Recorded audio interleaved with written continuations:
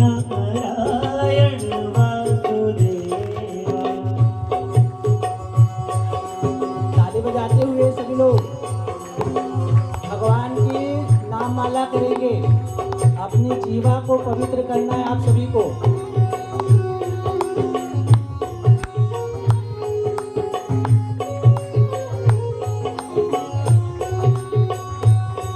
सभी लोग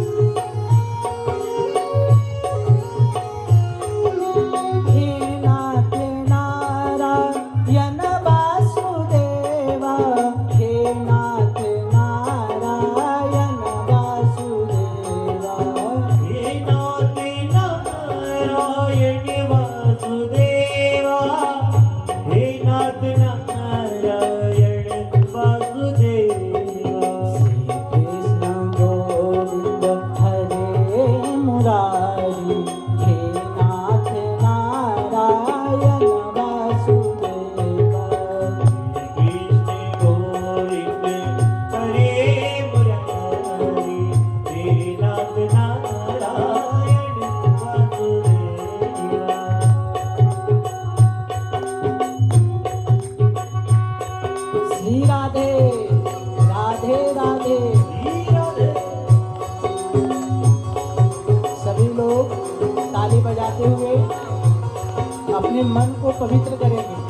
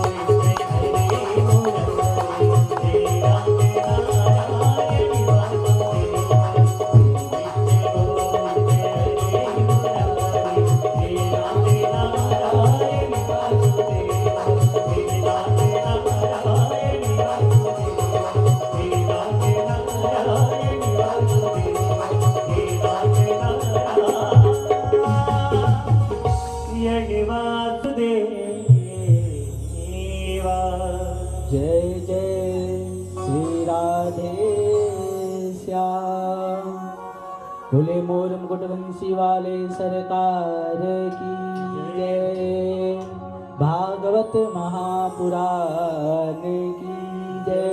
बोले राधा रानी सरकार की जय। इष्ट देवताय नमः। ओम ब्रह्मणे नमः। राधा कृष्णाय नमः। मंगलमय भगवान का मंगलमय है नाम। मंगल मुख श्री कृष्ण है जिनको मथुरा धाम। प्रथम मंगलाचरण व्यास ने स्वयं कहा है। तदंतर से सूत मुनि शौनक संवाद भया है। आइए भागवत कथा आज द्वितीय दिवस की श्रृंखला में हम चलते हैं और भागवत रूपी अमृत पान हम ग्रहण करते हैं। सभी लोग आज कथा श्रवण करने के लिए आए ना। आपको कथा चाहिए कि व्यथा चाहिए? कथा चाहिए ना, व्यथा तो नहीं। ऐसा तो नहीं कि तुम्हारे घर में क्या बना, क्या खाई हो, क्या खा कर आई हो, ऐसा तो नहीं। आज कहाँ गए थे? सब लोग प्रेम पूर्वक से कथा सुन रहे हैं ना। कोई ऐसा तो नहीं कि प्रेम पूर्वक से कथा है। मुझे तो लगता है कि कोई सुन ही नहीं रहे। सब सुन रहे? झूठे, झूठ बोल रहे हो।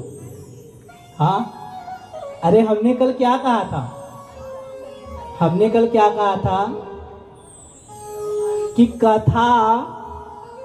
कथा के गेट पे है ना, अगर द्वार पे हम बैठते हैं ना, जिस घर में भगवान रहते या मंदिर होती है ना, तो जिन व्यक्ति मंदिर में दर्शन करने के लिए जाते हैं, हम जैसे मंदिर में दर्शन करने के लिए गए ना, तो हमारे पर जितना भी पाप सवार है वो मंदिर के गेट के पास बैठ जाते।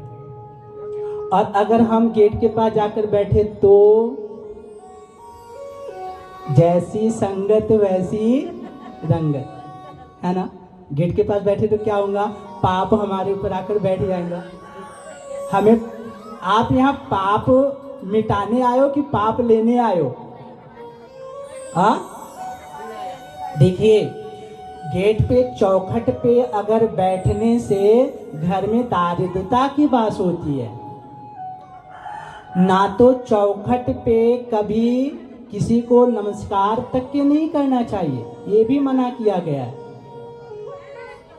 चौखट के पूजा एक ही बार होता है जीवन में। जिस भूमि को भवन निर्माण होता है, जिस भूमि पे, केवल उसी जगह पे पहली बार जब हम वास्तु पूजन करते हैं ना, तो वास्तु पूजन में हम गृह प्रवेश करते हैं। गृह प्रवेश के समय केवल वहां पे पूजन होती है और ब्राह्मण, कन्या, विश्वकर्मा, ये सब सवासिन, ये जो है गेट के अंदर रहते हैं, और जो प्रधान जजमान जो रहते हैं, राजा रानी, वो गेट के बाहर रहकर कन्या ब्राह्मण की पूजन करते हैं। बाकी समय चौखट के या तो बाहर जाओ। आपने सुना होगा, रावण ने जब ऋषि का भेष बनाकर आए थे तो उन्होंने क्या कहा था? सीता माता ने अंदर से ही दे रहे थे ना दान। अब आप बताओ, अगर सीता माता ने अंदर से दान दे दिए रहते तो हरण करके लेके ही नहीं जाते, हरण होती क्या? तो क्या बोले, देवी अंदर से बाहर तो आओ। तो इसलिए दान देना या किसी को नमस्कार भी करना या किसी से अपन कुछ दे या ले रहे ना, तो चौखट के या तो बाहर आ जाओ या तो चौखट के अंदर बैठ जाओ। गेट पे कोई कार्य नहीं कर। गेट पे क्या करना चाहिए? गेट पे सुबह शाम धूप अगरबत्ती दिखाना चाहिए, सुंदर रंगोली उतारना चाहिए। अगर रंगोली नहीं उतारते हो ना, तो घर की माताओं की विशेष रूप से ध्यान करना चाहिए कि गेट के दोनों दरवाजे के पास स्वस्तिक उतारना चाहिए। कैसा? किसी के पैर में ना आए, बीच में नहीं, छोटा रूपी में बिल्कुल दीवार से चिपका के स्वस्तिक का उतारा करना चाहिए, जिससे हमारे घर में रिद्धि सिद्धि, द्वार पे शुभ लाभ, रिद्धि सिद्धि, जय विजय, यश कीर्ति ये विराजमान रहते हैं। ये सब है कौन? ये सब है कौन? इनका किसके साथ संबंध है? तो गणपति जी के साथ। रिद्धि सिद्धि कौन है? गणपति जी की पत्नी। और शुभ लाभ कौन है? गणेश जी का पुत्र। हम गेट पे शुभ लाभ क्यों लिखते हैं? कारण केवल यही है, पहले के जमाना में अगर जो माता पिता घर के अंदर बैठे थे ना, तो बहू बेटे क्या है, सामने खड़ा नहीं होते थे, अलग। हम अभी भी अपने गुरु या माता पिता या अन्य अगर 4 जने बैठ गए ना, तो बहू जो थी वो सर के ऊपर पल्लू लेकर बैठती ही नहीं थी, और ना तो पहले पुत्र बैठता था। इसी प्रकार शुभ लाभ जो है ना, गेट के पास, केवल गेट के पास ही लिखना चाहिए और कहीं भी नहीं। उसका कारण है कि शुभ लाभ का एक ही रखवाला है कि हमारे घर में कोई निगेटिव प्रवेश ना करे। उनका कहना है हमारे बाप दादाओं की पूजन हो रही है अंदर, अब तुम एंट्री करोगे, वो किसी को आने नहीं देते, इसीलिए हम गेट पे शुभ लाभ लिखते हैं। यश कीर्ति, यश कीर्ति कौन है पता है? गणेश जी की पुत्री। यश और कीर्ति, हमारे यहाँ यश बनना चाहिए ना, कीर्ति आना चाहिए, यश कीर्ति की उन्नति होना चाहिए ना। यश कीर्ति, इनके गणेश जी का 2 जवाई है, पता है? किसको किसको मालूम है गणेश जी का जवाई का नाम? बताओ, किन्हीं को नहीं मालूम? गणेश जी के जवाई का नाम नहीं मालूम? हे भगवान, अरे कथा नहीं सुनते हो क्या? आजकल तो यूट्यूब पे है, फेसबुक पे, मोबाइल खोलो, हर चीज मिलता। गणेश जी का जवाई का नाम है जय और विजय। तो गणेश जी का पूजन, गेट के ऊपर शुभ लाभ लिखने से जय विजय, हम कहीं भी जाए तो हमारा जय जयकार हो, कहीं भी हम जाए तो हम वहाँ से विजय प्राप्त करके आए। फिर नहीं कि हम गए वहाँ पे इंटरव्यू देने के लिए, हम फेल होके आ गए, पेपर दे रहे, विजय प्राप्त नहीं किया, हम हार के आ गए। नहीं, ये शुभ लाभ का पूजन करने से हमें ये फल मिलता है। द्वार पे बिल्कुल नहीं बैठना चाहिए। अच्छा, दूसरी बात है, हमें लक्ष्मी कैसी चाहिए? लक्ष्मी कैसी चाहिए? 2 लक्ष्मी, ऐसे तो लक्ष्मी अष्ट लक्ष्मी है, लेकिन लक्ष्मी हमें कैसी चाहिए? एक लक्ष्मी उल्लू पे बैठ कर आती है और एक लक्ष्मी, बोलो ना, कमल के पुष्प के ऊपर बैठ कर आती है।